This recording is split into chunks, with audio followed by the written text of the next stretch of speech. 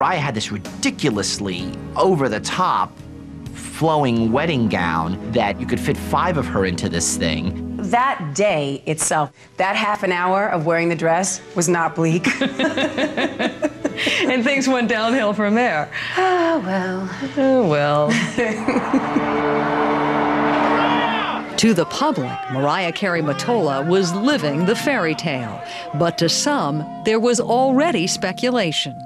There was a perception of her, one she might take issue with. She was this little porcelain doll. You know, she was Tommy's kept doll, to be brought out, to stand there, you know, to be the good girl, and to sing her ballads, to sing her heart out, and to wow us all as she can with her voice.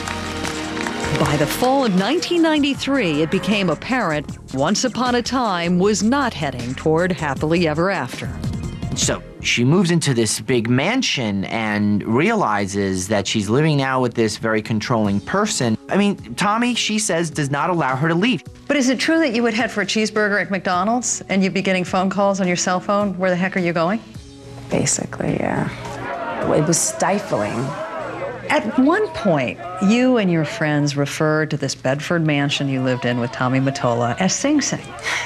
So I'm supposed to believe that you were almost in prison there and you were expected to sing. I'm a jokester, so of course, you know, Sing Sing, it kind of worked. It was a choice I made. I can't blame him because it was a relationship that I got into. Nobody held a gun to my head, I think. Whatever the circumstances, Mottola's 1995 Daydream, Mariah's 6th album in just 5 years, debuted at #1.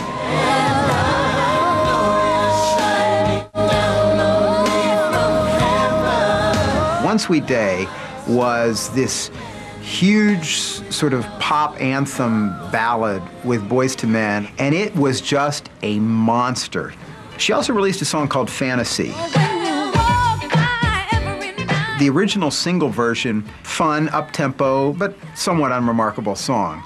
Its remix, however, Yo, New York in the house. That one remix was responsible for, I would argue, an entire wave of music that we've seen since, and that is the pop hip-hop collaboration. You could argue that that Fantasy remix was the single most important recording that she ever made.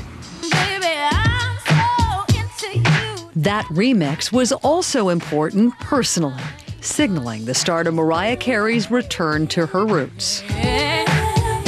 She was part African American, and she loved hip-hop, but they would never allowed her to do it because she was the ballad queen. It was very much about don't do this, don't say that, look like this, look like that, don't sing this way, sing that way, and anything else you do is wrong. They didn't want to tamper with the golden goose. If it wasn't broke, let's not fix it. And Mariah was all about taking chances and really diversifying.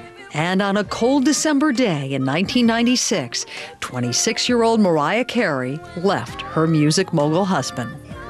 Something inside me that's always been a fighter just said, you're gonna lose who you are if you don't hit the dirt. Returning to the studio, this time on her own, she emerged with the album Butterfly. So spread your wings and fly, butterfly. She really was spreading her wings and flying away from a man that admittedly helped her in a huge way career-wise, but you have to believe was holding her back in many other respects.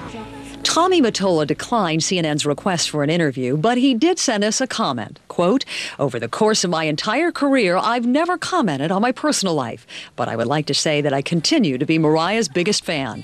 I've listened to the new CD, and I think it's her best work yet.